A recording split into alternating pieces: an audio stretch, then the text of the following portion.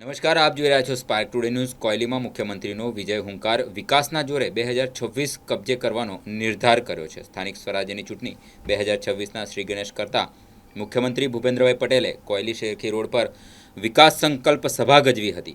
Govardhan heights પાસે ઉમટેલી હજારોની મેદની સાક્ષી બની કે વડોદરા ભાજપનો ગઢ અજય છે। મુખ્યમંત્રીએ સ્પષ્ટ શબ્દોમાં જણાવ્યું છે કે અમારી રાજનીતિ માત્ર સત્તા માટે નહીં પણ જનસેવા અને વિકાસ માટે છે। તેમણે ડબલ એન્જિન સરકારના પ્રતાપે કોયલી સહિતના ગ્રામ્ય વિસ્તારોમાં થયેલા આધુનિક પરિવર્તનનો ચિતાર આપ્યો હતો। તેમણે કહ્યું હતું કે છેલ્લા એક અઠવાડિયાથી ચૂંટણીના માહોલમાં ઘણા જિલ્લામાં ફર્યો, બધે જ વાતાવરણ કમળમય બનેલું છે। પ્રજા તરફથી સારું સમર્થન મળી રહ્યું છે। ગુજરાતની કેવી પરિસ્થિતિ હતી અને આજે આપણે ક્યાં આવ્યા છે, લોકોની પ્રાથમિક જરૂરિયાતો પૂરી કરી છે। નરેન્દ્રભાઈ મોદી મુખ્યમંત્રી બન્યા ત્યારે તેની પહેલાંની સરકારે શું કામ કર્યા હતા એની કલ્પના કરો। વડાપ્રધાન ક્યારે નાનું વિચારતા જ નથી। એમને 365 દિવસ 24 કલાક વીજળીની વ્યવસ્થા કરી, ખેડૂતોની સમસ્યા નિવારી, એ જ પ્રમાણે પાણીની પણ સુવિધા કરી આપી। વડાપ્રધાને આખા દેશમાં સૌથી વધારે લાભ ગુજરાતને અપાવ્યો છે।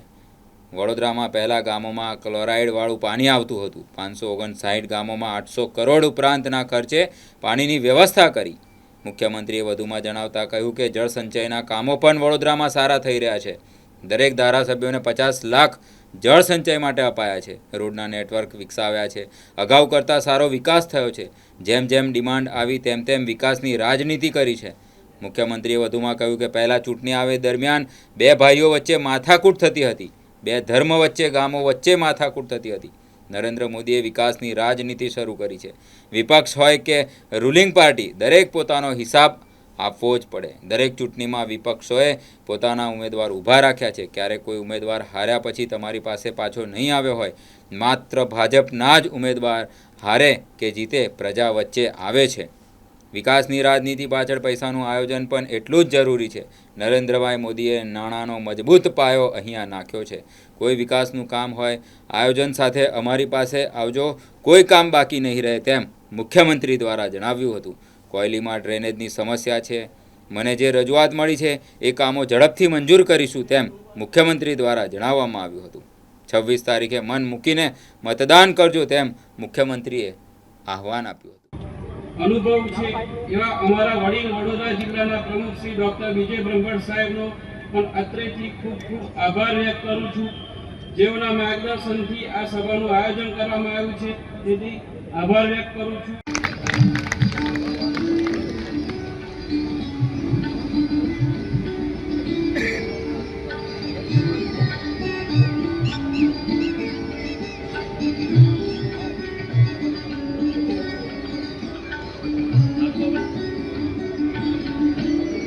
આભાર માટે બ્રિજેશભાઈ પટેલ મહામંત્રી વડોદરા જિલ્લા ભાજપને વિનંતી, તેઓ આભાર વિધિ કરશે।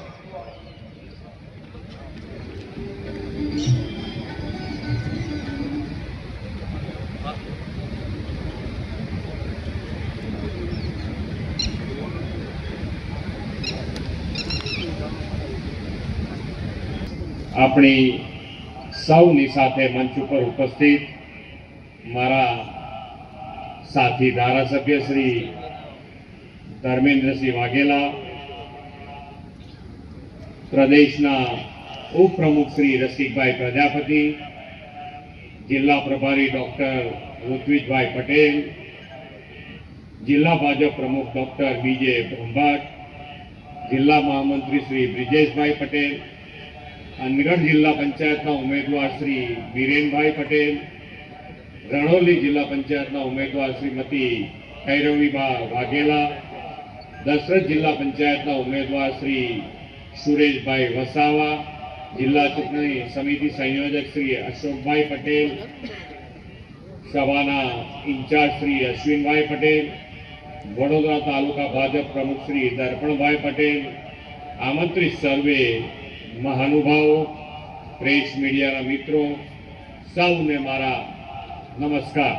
100% મળે એના માટે સરકારે કામ કર્યું અને સરકારે દરેક જણને, એ ઉજ્જવલા યોજના હોય, પ્રધાનમંત્રી આવાસ યોજના હોય, આયુષ્યમાન કાર્ડ હોય, જે પણ યોજના સરકારીનો લાભ મળવા પાત્ર હોય એને ઘેર બેઠા મળે એના માટેનો સરકારે પ્રયત્ન કર્યો છે, સરકારે કર્યું છે. ગુડ ગવર્નન્સના પણ ખૂબ ફાયદા થયા છે. નવી શરતમાંથી જૂની શરતમાં ખેડૂતોની જગ્યાઓ ફેરવી દીધી છે. એક પણ અરજી લીધા વગર આ નવી શરતમાંથી જૂની શરત થઈ ગઈ છે દરેકની. સાથે સાથે ભાઈઓ ભાગ પડ્યા હોય અને ભાઈઓ ભાગ પછી દસ્તાવેજના પૈસાના હિસાબે આ જમીન પડી રહી હોય, પોતાના નામે ના ચડાવી શકતા હોય, તો આડી લીટી હોય કે ઊભી લીટી હોય, બંનેમાં 300 રૂપિયા ભરો અને તમારો દસ્તાવેજ કરાવી લો. ખૂબ સારા નિર્ણયો ગવર્નન્સમાં પણ કર્યા છે. સામાન્ય માણસની અંદર ઘરમાં કોઈ બીમારી આવી જાય, 2 થી 3 લાખ રૂપિયાનો ખર્ચો થઈ જાય અને એ ખર્ચો થયા પછી એ આખું જીવન દેવાના ડુંગરમાં ડૂબી જાય અને આખું જીવન એમનું એને દેવું ભરવામાં જ નીકળી જાય. પણ આ કાર્ડથી એટલી મોટી સુવિધા થઈ છે કે જેથી કાર્ડ ગજવામાં આવે અને માંદગી ના આવે એટલી તાકાત આ કાર્ડની અંદર ઊભી થઈ. ખૂબ સારું. એ તો જેની પાસે પૈસા ના હોય તો કે ફક્ત અને ફક્ત ઇલેક્શનની રાજનીતિ. એક ભારતીય જનતા પાર્ટી એવી છે કે જેનો કાર્યકર્તા હર હંમેશ પ્રજાજનોની વચ્ચે રહી અને કામ કરવા ટેવાયેલો કાર્યકર્તા છે. અને એટલે જ આજે તમારું જન સમર્થન, પ્રજાજનોનું જન સમર્થન, વિશ્વાસ અમને મળતો રહ્યો છે અને મળતો રહેવાનો પણ છે. જિલ્લા પંચાયતની દરેકે દરેક સીટ તમે જીતાડવાના છો. બિનહરીફ પણ થઈ છે, પણ 26મી તારીખે આપ સૌ વોટિંગ કરો 100% અને જંગી બહુમતીથી સૌને જીતાડો. વિકાસ અને વિકાસની રાજનીતિને આપણે વાતો કરીએ છીએ, પણ સાથે સાથે આ બધા જ પાછળ પૈસાનું પણ એટલું જ આયોજન જરૂરી છે. પૈસાના આયોજન વગર કશું ના થઈ શકે એ આપણને ખબર છે. પણ માનનીય વડાપ્રધાનશ્રીએ જ્યારે અહીંયા ગુજરાતમાં મુખ્યમંત્રી હતા ત્યારે માટે આનંદની વાત છે. કેમ કે આજે આપણે પાણીની જે પરિસ્થિતિ હતી એ પરિસ્થિતિમાંથી બહાર નીકળી અને આજે ઘર બેઠા આપણને પાણી મળી રહ્યું છે. પણ ભવિષ્યની ચિંતા આજથી કરવા માટે જળ સંચયના કામો પણ આ જિલ્લામાં ખૂબ સારા થઈ રહ્યા છે. વરસાદનું ટીપે ટીપું બચાવવું એના માટે માન્ય વડાપ્રધાન શ્રી આખા દેશમાં કેચ ધ રેન અંતર્ગત આ મુહિમ ચલાવી છે. અને આપણે ગુજરાતમાં પણ એ મુહિમ અંતર્ગત દરેકે દરેક ધારાસભ્યને પણ આપણે 50 લાખ રૂપિયા આના માટે આપ્યા છે કે જેથી કરીને આ જળ સંચય માટે આ 50 લાખ રૂપિયા ફક્ત ને ફક્ત આ જળ સંચય માટે વાપરવાના છે.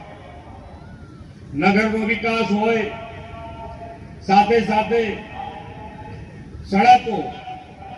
અહીંયા હમણાં વાત કરી એમ જે રોડના નેટવર્ક છે, પહેલા જે રોડ હતા એની અંદર નીડ છે, જરૂરિયાત અને આગળ વધવાની વાત તો પછીની છે. પહેલા બેઝિક જરૂરિયાત જે છે એ પૂરી કરવાની વાત ગુજરાતમાં શરૂ થઈ.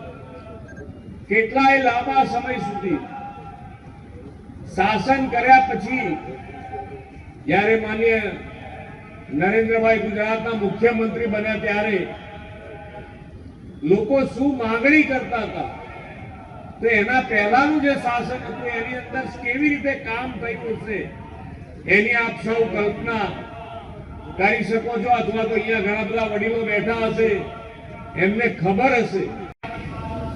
પણ માન્ય નરેન્દ્રભાઈ હર હંમેશ કહેતા હોય છે કે હું કોઈ દિવસ નાનું વિચારતો નથી.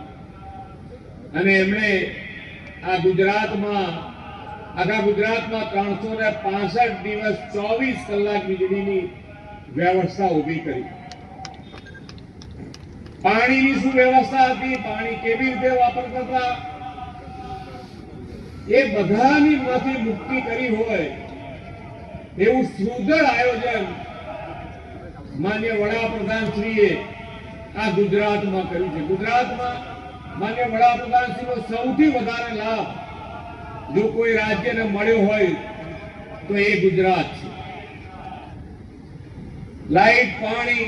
આજરોજ અનગઢ જિલ્લા પંચાયતના કોયલી ગામે વડોદરાના મુખ્યમંત્રી સેવા ભૂપેન્દ્ર પટેલ સાહેબની જાહેર સભામાં ઉપસ્થિત એવા વાઘોડિયાના લોકલાડીલા ધારાસભ્ય શ્રી ધર્મેન્દ્રસિંહ વાઘેલા બાપુ, સંગઠનના પ્રમુખ શ્રી એવા ડૉક્ટર બીજે બ્રહ્મભટ્ટ સાહેબ, પ્રભારી શ્રી ઋત્વિકભાઈ પટેલ સાહેબ તેમજ તમામ સંગઠનના મહાનુભાવો, કાર્યકર્તાઓ ખૂબ મોટી સંખ્યામાં હાજર રહી સૌએ મુખ્યમંત્રી સાહેબને વિશ્વાસ આપ્યો છે કે સાહેબ તમે ચિંતા ના કરો, અમારા વડોદરા જિલ્લાની દરેક સીટો પર કમળ ખીલવાનું છે અને જંગી બહુમતીથી સૌ ઉમેદવારોનો વિજય થવાનો છે. આજે સ્થાનિક સ્વરાજ ચૂંટણીની જાહેર સભાની અંદર કોયલી ગામ ખાતે જાહેર સભાનું આયોજન કરવામાં આવ્યું. માન્ય મૃદુ અને મક્કમ મુખ્યમંત્રી ભૂપેન્દ્ર પટેલ સાહેબ, જિલ્લાના પ્રભારી મંત્રી ભાઈ શ્રી ઋત્વિકભાઈ સાહેબ, જિલ્લા પ્રમુખ માન્ય બ્રહ્મભટ્ટ સાહેબ, ગુજરાત ઉપાધ્યક્ષ રસિકભાઈ, જિલ્લાના મહામંત્રી એવા બ્રિજેશભાઈ, જિલ્લાના પ્રભારી સ્વરાજ ચૂંટણીના ભાઈ શ્રી અશોકભાઈ પટેલ, પૂર્વ પ્રમુખ અશ્વિનભાઈ અને તમામ જિલ્લા પંચાયતના ઉમેદવારો, તાલુકા પંચાયત ઉમેદવારો, અનગઢ જિલ્લા પંચાયત, રણોલી જિલ્લા પંચાયત, દશરથ જિલ્લા પંચાયત, શેરખી જિલ્લા પંચાયત, આ તમામ સભ્યો અને નીચે તાલુકા પંચાયતના સૌ સભ્યો આ સભાની અંદર હાજર રહીને સ્થાનિક સ્વરાજ ચૂંટણીની અંદર ગુજરાતમાં ઓલરેડી ભગવો લહેરાઈ ગયો છે. 720 સીટો જ્યારે બિનહરીફ થઈ ગઈ હોય ત્યારે અમારા વડોદરાની વાઘોડિયા વિધાનસભાની એક પણ સીટ ઉપર ક્યાંય કોઈનો ગજ વાગવાનો નથી. તમામ સીટ કેસરિયા રંગથી રંગાઈ ચૂકી છે અને ભવ્ય લીડથી તમામ ઉમેદવારો જીતવાના છે એવી મને ખાતરી છે.